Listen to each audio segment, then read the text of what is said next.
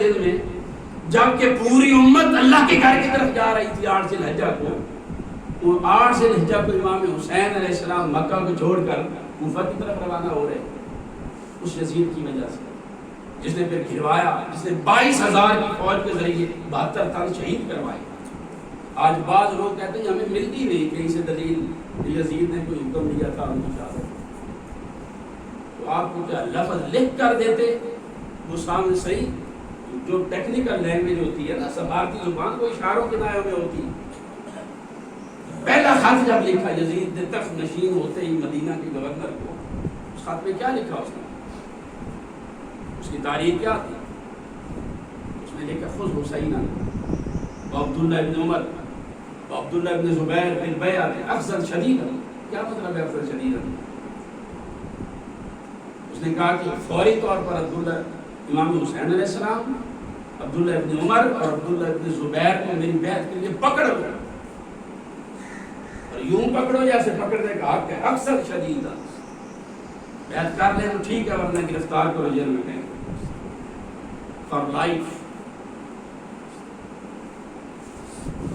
یہ سارے اقدام کیے گئے جس کی وجہ سے پھر مدینہ کے گورنر نے وہ حیا کرتا تھا اہل بیت کا، اس نے کہا آپ یہاں سے چلے جائیں۔ امام حسین پھر مکہ آئے، پھر مکہ میں شہید کروانے کی کوشش اور سارا حالات پیدا کیا گیا۔ پھر انہوں نے مکہ بھی چھوڑ دیا، عین حج کے دنوں میں لوگ مینا جا رہے ہیں اور امام علی مقام کوفہ جا رہے ہیں مکہ سے۔ پھر 22,000 کی فوج کے ساتھ 3 دن بھوکا پیاسا رکھ کے ان کو شہید کیا۔ پھر یہی نہیں، ان کی لاشوں کی بھی حرمتی کی گئی، پانی پانی پلایا گیا، لاشوں کی بھی حرمتی کی گئی۔ ان کے جسموں پر امام حسین علیہ السلام کے جسد اقدس، وہ گردن جسے حضور بوسہ دیا کرتے تھے، اور وہ لب جنہیں حضور بوسہ دیتے تھے، اور وہ ہستی جن کو حضور اپنے کندھوں پر بٹھا کر مدینہ کے بازاروں میں چلتے سیدنا عمر فاروق دیکھ کر کہتے تھے دیکھو کتنی اچھی سواری ہے۔ حضور فرماتے سواری دیکھتے ہو سوار نہیں دیکھتے، کتنا اچھا سوال ہے۔ وہ امام حسین علیہ السلام کہ حضور علیہ السلام سجدے میں ہیں، وہ پشت پر بیٹھے ہیں، حضور سجدے طویل کر لیتے ہیں۔ یہ وہ امام حسین علیہ السلام کہ جن بچپن میں آقا علیہ السلام نے ان کی شہادت کی خبر دی۔ حضرت ام سلمہ فرماتی ہے رضی اللہ عنہ، اور حضرت ام سلمہ ایک صحابی دونوں نے روایت کیا۔ حضرت ام سلمہ کہتی ہے ہمارے گھر میں حضور صلی اللہ علیہ وسلم تشریف لائے اور یہ بچے وہاں موجود تھے، حسنین کریمین، اور حضور پیار کر رہے تھے امام حسین علیہ السلام سے، حضور گردن پر پیار کرتے تھے، چومتے تھے اور سونگتے تھے ان کو۔ بھائی بچے آپ کے بھی ہیں، منہ آپ بھی چومتے ہیں، کبھی سونگا ہے آپ نے اپنے بچوں کو؟ حضور سونگتے تھے ان کو اور کہتے تھے یہ میرے جنت کے دوست ہوئے۔ حضرت ام سلمہ فرماتی ہیں ہمارے گھر میں حضور پیار کر رہے تھے دونوں شہزادوں کے ساتھ، اور وہ کہتے ہیں کسی کام کے لیے میں تو اندر چلی گئی، جب میں واپس آئی میں نے آقا علیہ السلام کو دیکھا کہ عیناہ تذرفان، ان کی آنکھوں میں آنسو تھے۔ میں نے کہا ابو کا انت و امی یا رسول اللہ، یا رسول اللہ میرے ماں باپ آپ پہ قربان ہو جائیں، ماہروں کی کس چیز نے آپ کو رلایا ہے؟ آقا علیہ السلام نے فرمایا کہ اے ام سلمہ ابھی میرے پاس جبرائیل آئے اور انہوں نے مجھے خبر دی کہ ان ابنی ھذا قد قتل، میرا یہ جو بچہ ہے اس کو شہید کر دیا جائے۔ بِأَرْضِ طُف یقال لہا کربلا، طف کی سرزمین میں جس کو کربلا کہتے ہیں وہاں ان کو شہید کر دیا جائے گا۔ اور انہوں نے مجھے یہ مٹی اس سرزمین کی لا کر دی ہے، اے ام سلمہ یہ مٹی سنبھال کے رکھ لیں۔ اذا تحولت هذه التربة دما فاعلمی ان ابنی قد قتل، جب یہ مٹی خون میں بدل جائے تو سمجھ جانا کہ میرے بچے کو شہید کر دیا۔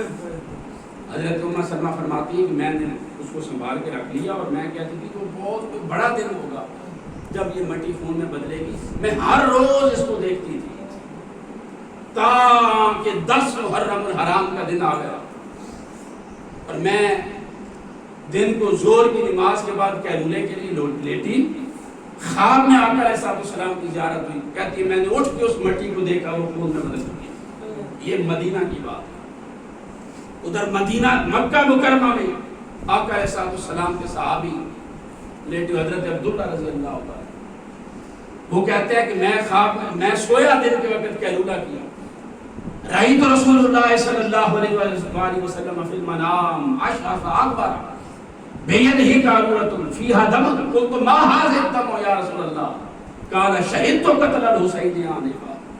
وہ کہتے ہیں 10 محرم الحرام کے دن میں مکہ میں سویا تھا کہ خواب میں آقا علیہ السلام کی زیارت ہوئی، اشعث اغبر، حضور کا جسد اقدس غبار آلود تھا، چہرے پر، داڑھی مبارک پر، پگڑی پر گرد پڑی ہوئی۔ میں نے کہا یا رسول اللہ یہ غبار کیسی ہے، اور حضور کی آنکھ میں شیشی تھی، یہ خون کیسا؟ آقا علیہ السلام نے فرمایا میں ابھی کربلا کی سرزمین سے آ رہا، میرے حسین کو شہید کر دیا۔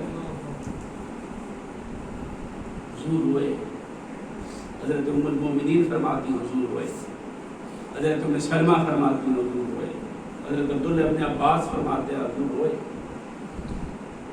اہل بیت پاک کو یاد کرتے۔ پھر خبر دی یہ کب شہید ہوں گے، پھر آقا علیہ السلام نے یہ بھی بتایا کس صدی میں شہید ہوں، کس دور میں شہید ہوں گے، سن سال کون سا ہوگا، کس کے ہاتھوں شہید ہوں گے یہ بھی بتایا، کس جگہ شہید ہوں گے یہ بھی بتایا۔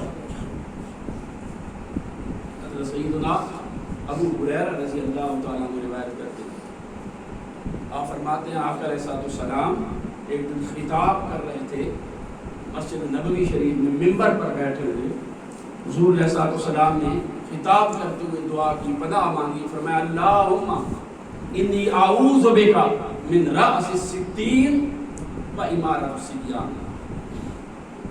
باری تعالیٰ میں 60 ہجری کی انتہا اور 61 کا آغاز اور اباس نوجوان لوگوں کی حکومت سے تیری پناہ مانگ رہے، ممبر پر بیٹھے حضور پناہ مانگ رہے۔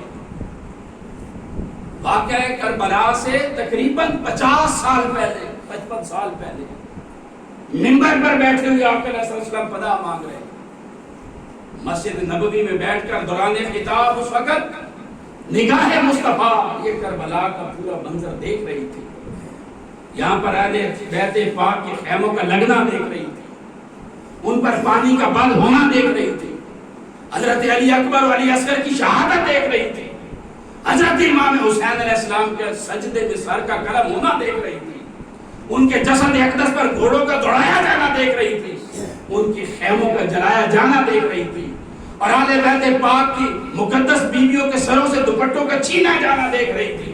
اور یہ سارا منظر دیکھ کر 50-55 سال پہلے حضور مدینہ میں بیٹھ کر پناہ مانگ رہے تھے، اللہم انی اعوذ بک من رأس الستین و امارت الصبیان۔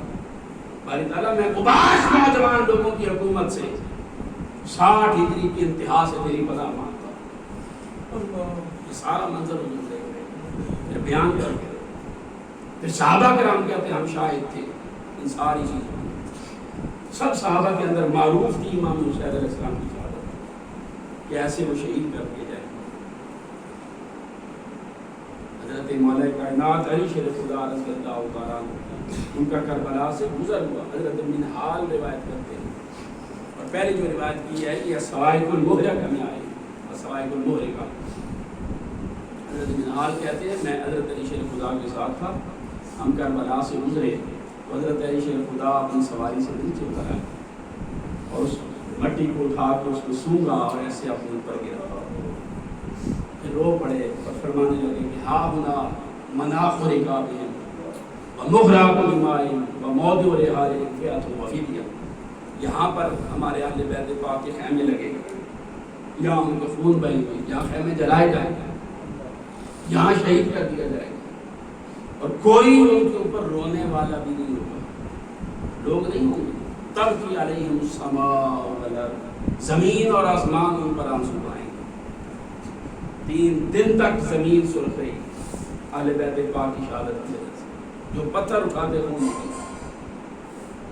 پھر یہاں پر یزیدیوں نے شہید کیا، بے حرمتی کی، توہین کی، خواتین کو قیدی بنایا، ننگے گھوڑوں کی پشتوں کے اوپر ان کو بٹھایا اور لے کر یہاں پر چل پڑے، اور کوئی لاش بھی دفن نہیں کی۔ وہ قریب ایک قبیلہ تھا، انہوں نے دوسرے دن آگے کیا، لاشوں کو جمع کر کے نشان مٹانے کے لیے وہ پانی جو 3 دن ان پر بند رکھا، جاتے اس جگہ پر پانی چھوڑ گئے کہ کوئی نشان بھی باقی نہ رہے۔ وہ قریب کے علاقہ تھا، گاؤں تھا، اس کے لوگوں نے آ کر ان کی تدفین اور ان کے جنازے پڑھے. یہ سارا ظلم کلمہ وہ لوگوں نے کیا حضور کے آل کے ساتھ. اس کے باوجود امت کا رویہ آج ہمیں سمجھ نہیں آتا ہم لوگ کدھر جا رہے ہیں. اہل بیت کا نام لے دیں، رافضی کا فتویٰ تو آج مسئلہ ہی کوئی نہیں. یہ جی رافضی ہے، یہ دین رافضی ہے. یہی سکھایا ہے قرآن نے کہ جو حضور کی آل کا نام لے اس کو رافضی کہو،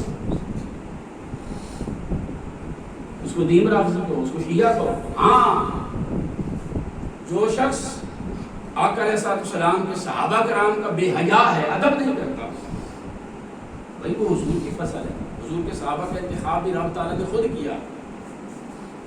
آقا علیہ السلام نے ارشاد فرمایا ان اللہ اختارنی، اللہ پاک نے مجھے اختیار کیا، واختار صحابی، اور میرے صحابہ کو بھی اللہ پاک نے خود اختیار کیا. اتنا حضور کے صحابہ رب تعالیٰ کا انتخاب تھا.